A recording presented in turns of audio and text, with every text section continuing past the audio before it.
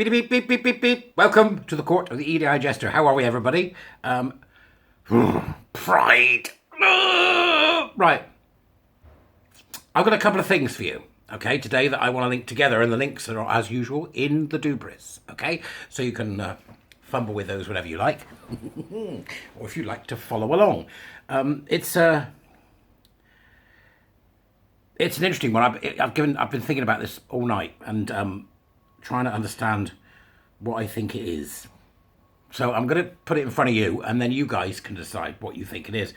So the first thing that I'd like to talk about is an article from Deborah So. Deborah So, as you know, wrote a book about gender, a very good book. You may wish to take a look at that. And she's got an article in Restoring America, a series in the Washington Examiner, which ties in with an article that I was sent by a warrior teacher. So let's get started, right? It's called Too Many Transgender Activists Are Sadistic Bullies. Now, the interesting thing about that statement from the very start is it's tying in with what we're finding out about social justice generally. That supporters of social justice are inevitably, as this dreadful bubo has progressed, it has encouraged psychopaths, sociopaths, and all kind of, absolutely revolting people, because that's what victimhood movements do. They garner the very worst of us, and because it gives them a sense of power as they hold people's feet to the fire and scream, "I'm a victim," because people don't want to be seen to be nasty and telling them to F off, which is what I think you should do most of the time. Tell them to F off with their social justice, right? So let's just very quickly go through this because it's a precursor to another article from Autism UK. If you ever wonder why so many scientists have remained silent as gender identity ideology overtakes the universe, here's another example to contemplate. And thank you for this example, Deborah. A new study was recently released on the subject of rapid onset gender dysphoria, or ROGD. This is a study I've discussed with you previously. ROGD refers to the epidemic of predominantly young women and teenage girls who transition to male or so-called third gender, often suddenly and without any previous history of gender problems.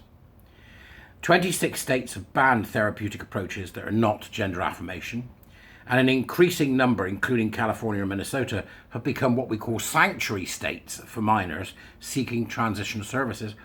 Unsatisfied at stopping there, transgender activists have taken to warping research findings to promote their agenda, censoring all others and embarking on witch hunts, harassing dissenting scientists for decades of their careers.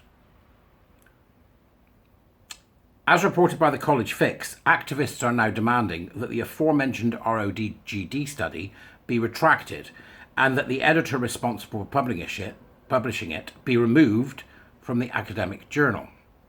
Over 100 clinicians and academics have signed an open letter denouncing the paper's publication. That's a list we want, isn't it? Who are these lunatics? Fire them, get them out, take the hit. Both the study's senior author, Dr. Michael Bailey, and the editor in question, Dr. Kenneth Zucker, are accredited scholars and leading experts on gender dysphoria. And Deborah then says, full disclosure, she knows both because they're both former colleagues of hers. The study provided much needed data about what is driving ROGD.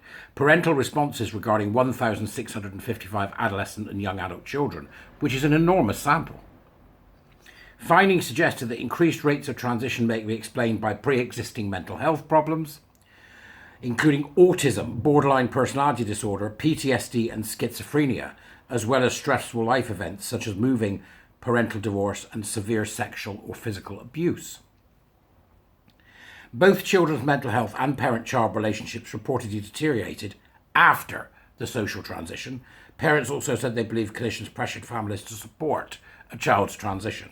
The study discussed ROGD in boys, a lesser understood presentation. Girls tend to transition socially earlier than boys. Boys were more likely to receive hormonal intervention while skipping a social transition. That's worrying.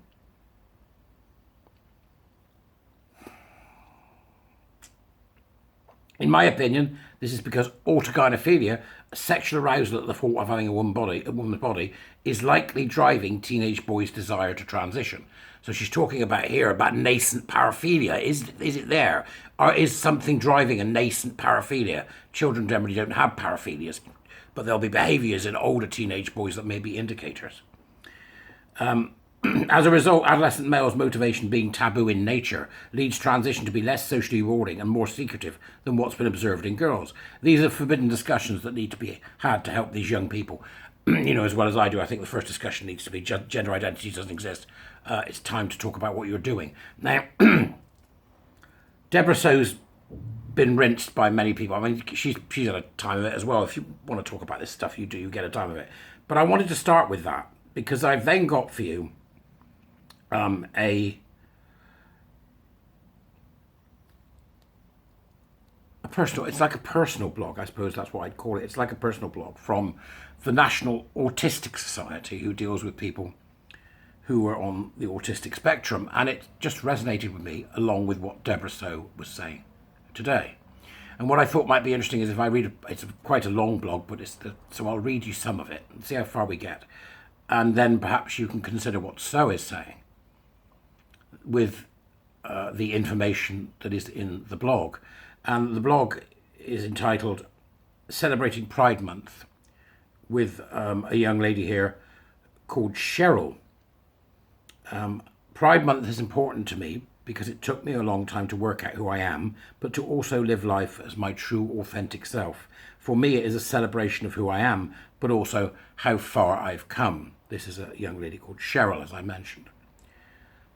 To mark Pride Month, says Autism UK, to mark Pride Month, we interviewed Cheryl, autistic person, nurse and social media influencer.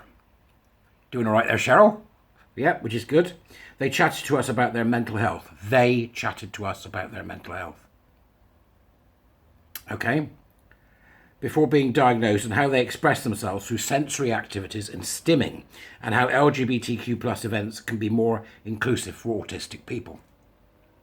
When were you diagnosed as autistic, and what is being autistic like for you?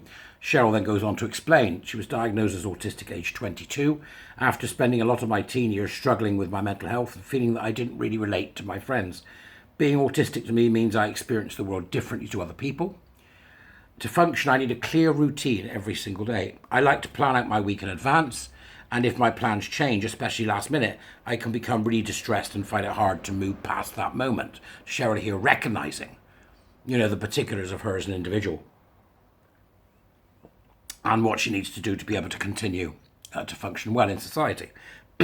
Sensory-wise, I love bright colours that make me feel happy and connected to the world, which is why I often wear brightly coloured outfits. However, busy environments, loud sounds and bright lights can cause me to experience sensory overload. We've come across this before with people I've been talking to who are autistic and feel the same. However, busy environments, loud sounds and bright lights can cause me to experience sensory overload. This is where I become upset and panicky and often have to leave the situation, which is distressing me. As an autistic person, I often want to socialise, but socialising for too long or attending big social events can be overwhelming. That makes me feel lonely because I want to socialise, but it's hard finding the right balance. And a social environment which works for me. One thing I've learned since being diagnosed is my life needs balance. You and me both, Cheryl. I like to have structure and to be busy, but I must remember to set aside recharge days too. So important to everyone. Some wise words there. Otherwise, I burn out. Since putting recharge time into my routine, my mental health has improved massively. Then things go downhill somewhat. What does Pride Month mean to you? Pride Month is an opportunity to celebrate and be proud of who I am and my identity. Pride Month is important to me because it took me a long time to work out who I am, but I also live life as my true, authentic self. I'm afraid Cheryl appears to be repeating the mantras here. Are people who are autistic more likely to be hoodwinked by this nonsense? And to me, the answer is yes. The answer is yes. Deborah So, talking about it previously in the article that I read out to you earlier, we also have this information from the Tavistock that autistic people are grotesquely overrepresented when it comes to this nonsense.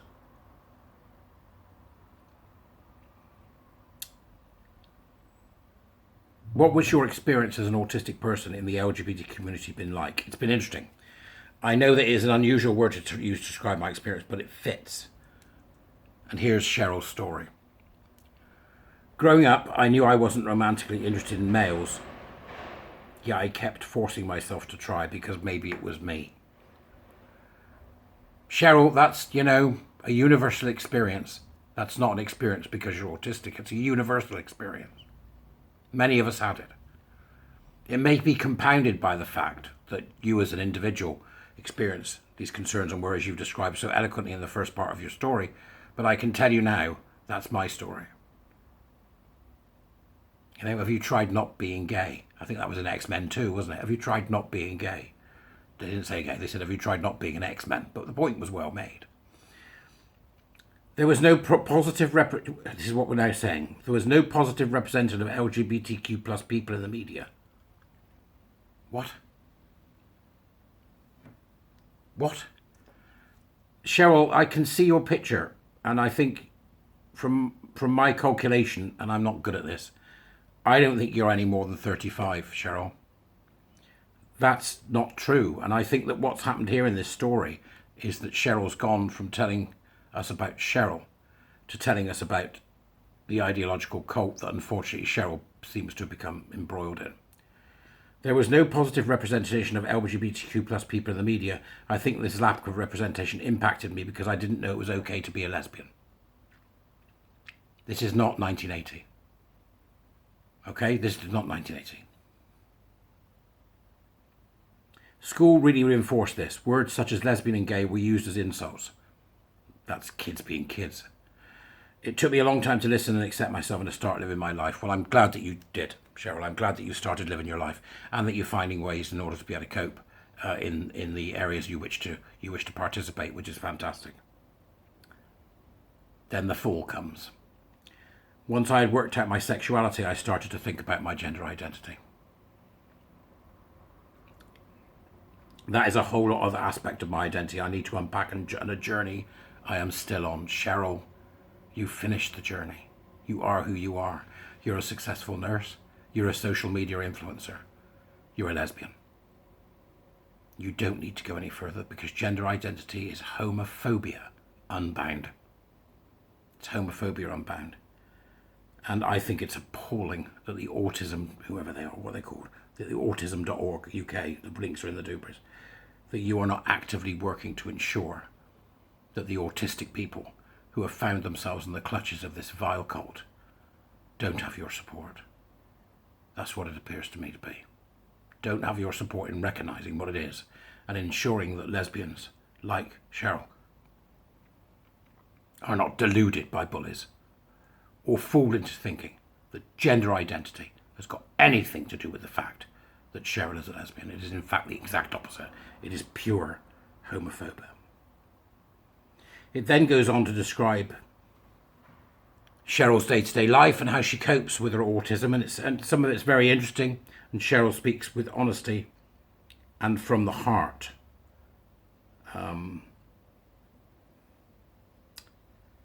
However,